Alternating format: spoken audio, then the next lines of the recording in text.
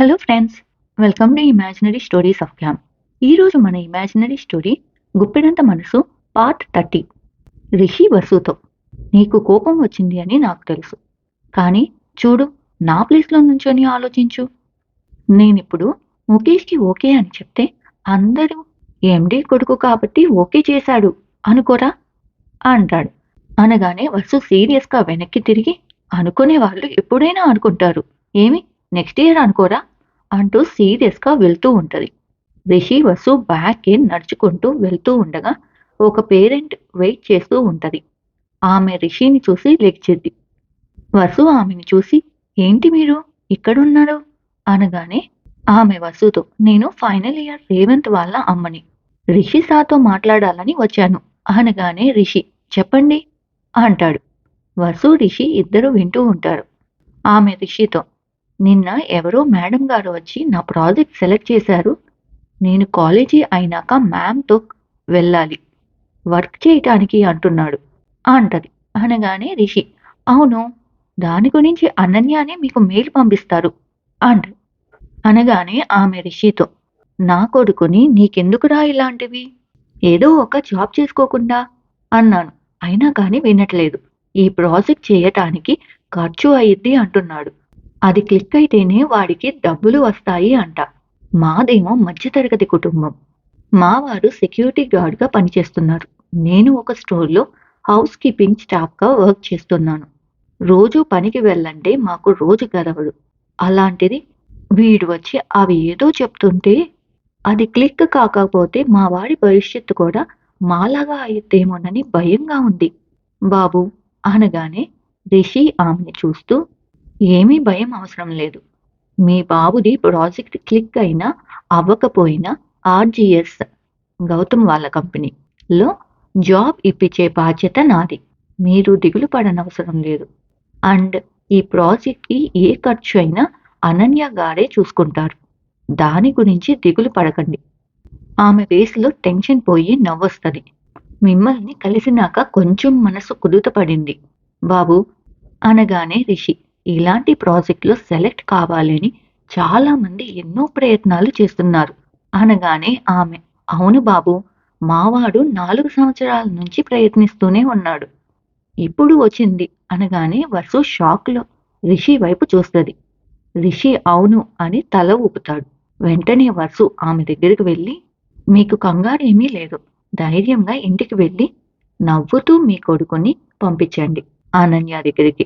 అనన్య దగ్గరికి వెళ్ళి 2 సంవత్సరాల్లో సక్సెస్ అయ్యి మీ దగ్గరికి వస్తాడు. ఒకవేళ ఏమైనా సక్సెస్ కాకపోయినా రిషి సార్ చెప్పినట్లు ఆర్జీఎస్ కంపెనీలో జాబ్ ఇప్పిస్తాం అంటది. అనగానే ఆమె, మీ మాటలకు కొంచెం మనసు కుదుటపడింది అని ఆమె వసు రిషికి థ్యాంక్స్ చెప్పుకుంటూ వెళ్తది. వసు పక్కకు తిరిగి, ఏంటి రేవంత్ 4 ఇయర్స్గా ట్రై చేస్తున్నాడా అంటది. అనగానే రిషి, ఆ, ఇలాంటి ప్రాజెక్టులో సెలెక్ట్ చేయాలి అంటే వాళ్ళు పట్టు వదలకుండా కృషి చేసే వాళ్ళమే సెలెక్ట్ చేయాలి. ఊరికే నామకే వస్తే ట్రై చేసే వాళ్ళని కాదు. అందుకే ఆ అబ్బాయిని ఓకే చెప్పమన్నది అంటది. అనగానే వసు రిషితో, ఓకే కానీ ముఖేష్ పాపం ఫీల్ అవుతాడు కదా అంటది. అనగానే రిషి, ఇంకో ఇయర్ ట్రై చేయమను, అప్పుడు ఓకే చెప్తది కదా అంటాడు. అనగానే వసు, "ఉమ్, అవును, మీరేంటి కాలేజీకి వచ్చారు అంటది. వెంటనే రిషి, మినిస్టర్ గారి పెళ్ళాం కంటే పనులు ముఖ్యం కాదని అన్నీ వదిలి వచ్చాను అనగానే వసుకి నవ్వొస్తది. టిఫిన్ చేశారా అంటది వసు. మీ అందరికీ కోపం వచ్చి వదిలేసి వచ్చిన నా కూతురు ఉంది నా గురించి చూసుకోవటానికి అనగానే వసు నవ్వుతూ, చిన్ను పెట్టిందా అంటది.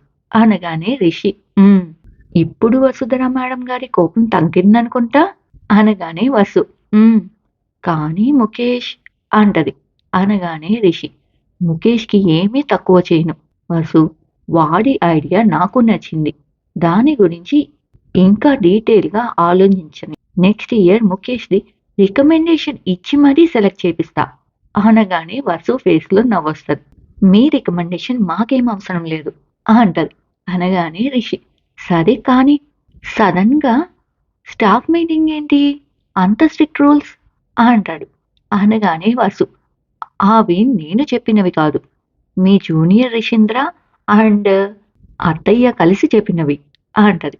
అనగానే రిషి ఏంటి దేవా అంటాడు. అనగానే వసు ఆ! మీ దగ్గరికి ఏమైనా తప్పులు వస్తే చెప్పండి అన్న. అంతే. అనగానే రిషి ఫేస్‌లో నవ్వొస్తది. అవునా? అంటాడు. వెంటనే వసు ఇప్పుడేమంటారు? రూల్స్ మార్చమంటారా? అంటది. అనగానే రిషి వద్దులే. అవి మరీ అంత స్ట్రిక్ట్ రూల్స్ ఏమి కాదులే. ఉండని అంటాడు రిషి. అనగానే వసు అబ్బా! మీ అబ్బాయి అయ్యేసరికి మాట మార్చేశారే అంటది. అనగానే రిషి నవ్వుతూ ఉండగా రిషికి కాల్ వస్తది. రిషి లిఫ్ట్ చేసి వస్తున్నా. ఓకే. ఓకే వసు. నాకు టైం అయింది. ఈవినింగ్ కలుస్తాను అంటాడు. మీకు ఒకటి చెప్పాలి అంటది వసు. ఏంటి? అంటాడు రిషి. ముఖేష్ 10 డేస్ వాళ్ళ ఫ్రెండ్ రూమ్‌కి వెళ్తానన్నాడు అంటది. అనగానే రిషి ఏ ఫ్రెండ్? అంటాడు. చైతన్య అంట అంటది. అవునా? సరే వెళ్ళని. ఏముంది దానిలో? అని రిషి వెళ్తాడు. వసు తన క్యాబిన్‌కి వెళ్ళి ఈ రేవంత్ వాళ్ళ మామ్ మాటలు విన్నాక ఓకే అనిపించింది. కానీ పాపం ముఖేష్ ఏమైనా ఫీల్ అవుతున్నాడేమో అనుకుంటూ ముఖేష్ క్లాస్‌కి వెళ్తది. ముఖేష్ వెనక బెంచ్‌లో చైతూతో కూర్చొని ఉంటాడు. అది చూసి ఓహ్! ఈ అబ్బాయేనా చైతూ అంటే అనుకుంటూ రౌండ్స్ వేస్తూ ఉంటది కాలేజంతా.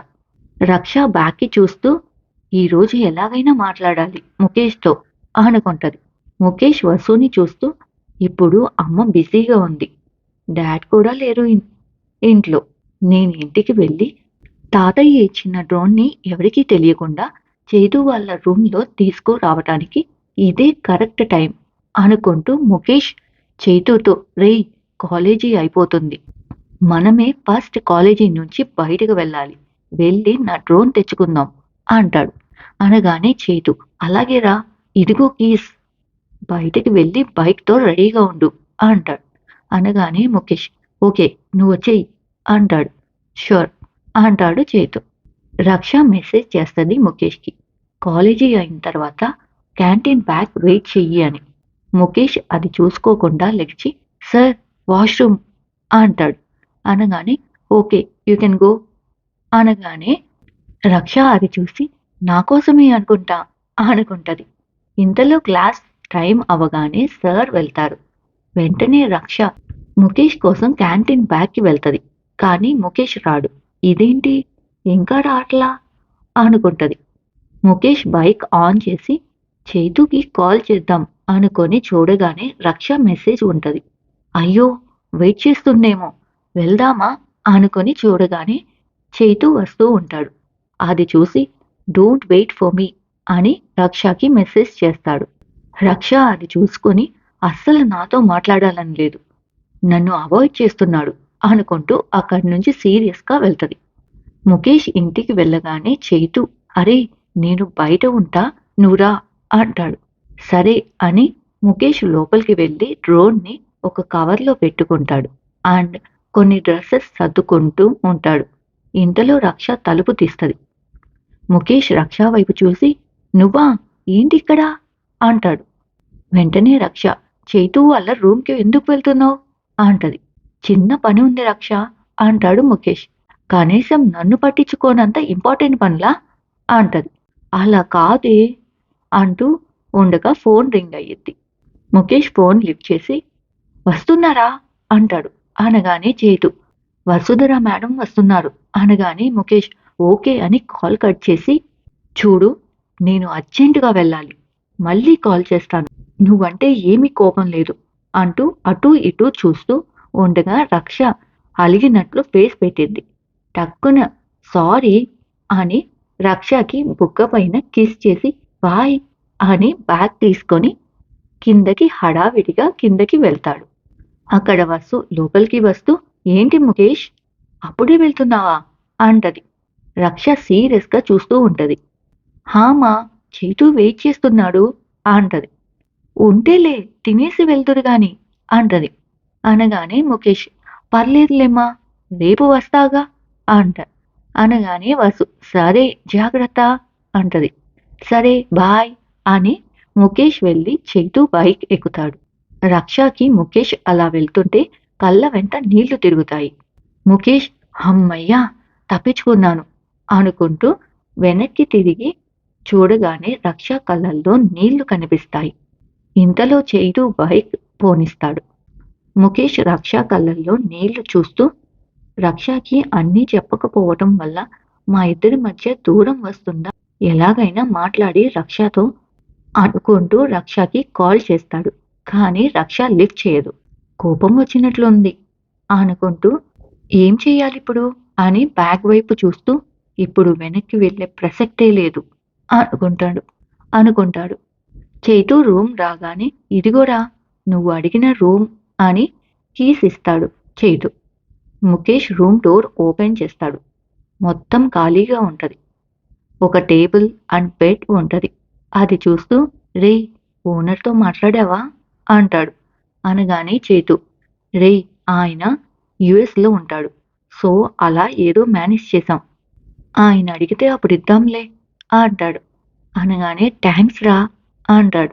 పర్లేదురా అంటాడు చైతు. ముఖేష్ టేబుల్ మీద తన డ్రోన్ అండ్ కావలసినవి అన్నీ టేబుల్ పై పెడతాడు. ఇంతలో చైతు ఎంటర్ అయ్యి అంతా ఓకే కదా, ఏమైనా కావాలంటే చెప్పు తెప్పిద్దాం అంటాడు. అనగానే ముఖేష్ ఇంకేమీ వద్దురా అంటూ టైం చూసుకొని 8 అయ్యింది. ఆకలి వేస్తుంది. హడావిడిలో డబ్బులు తెచ్చుకోవటం కూడా మర్చిపోయాను అనుకుంటూ ఉండగా చైతు డిన్నర్ చేద్దాంరా బయటికి వెళ్దాం అంటూ ఉండగా ముఖేష్ వాళ్ళ కారు వస్తది. డ్రైవర్ దిగి వసుధర మేడం మీకు డిన్నర్ ఇచ్చి రమ్మన్నారు అంటాడు. అనగానే ముఖేష్ ఫేస్లో నవ్వొస్తుంది. అలాగే అని తీసుకుంటాడు. అమ్మగారు ఈ డబ్బులు కూడా ఉంచుకోమన్నారు అవసరానికి పనికొస్తుందని అని 5,000 తీసి ఇస్తాడు. అది చూసుకుంటూ అలాగే అంటాడు. ఉంటాను బాబు అని వెళ్తాడు డ్రైవర్. వెంటనే ముఖేష్ రారా తిందాం అంటాడు చైతుని. పర్లేదు నువ్వు తినరా అంటాడు చైతు. రారా అని తీసుకువెళ్తాడు లోపలికి. చైతు అండ్ ముఖేష్ లోపలికి వెళ్ళి అన్నం పెట్టుకొని తింటూ ఉంటారు. వెంటనే ముఖేష్ అవును అవును నేనిక్కడ ఉంటున్నానని అమ్మకి చెప్పలేదు కదా అంటాడు. అనగానే చేతు అవును ఎలా తెలిసింది అంటాడు చేతు. ఏమో అంటాడు ముఖేష్. సరే కాని ఫుడ్ మాత్రం భలే ఉందిరా అంటాడు. అనగానే ముఖేష్ మా మమ్మీ చేసింది అంటాడు. వెంటనే చేతు వసుధర మ్యామ రోజు ఇక్కడే ఉండరా మాకు ఈ మంచి ఫుడ్ వస్తుంది అనగానే ముఖేష్ నవ్వుకుంటాడు. ఇంతలో వసు కాల్ చేస్తుంది. తిన్నారా నాన్న అంటది.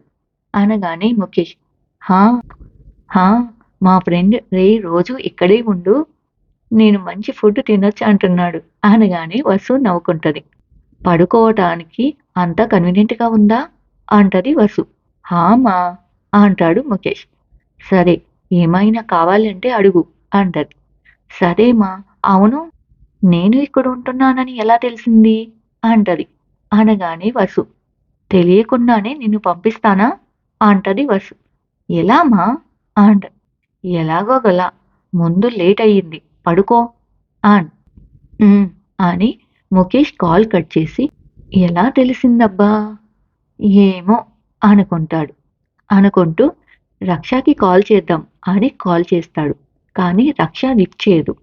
ఆ అమ్మాయి గారికి అలక ఎలా తీర్చాలో అనుకుంటూ డ్రోన్ వైపు చూస్తూ గూగుల్ ఓపెన్ చేసి డ్రోన్స్ ఎలా ఆపరేట్ చేయాలి అని చూస్తూ బెడ్ పై అలా పడుకొని నిద్రపోతాడు. ఫ్రెండ్స్ ఇక్కడితో ఈ స్టోరీ అయిపోయింది. ఈ స్టోరీ కనుక మీకు నచ్చినట్లయితే please like share and subscribe to imaginary stories of cam.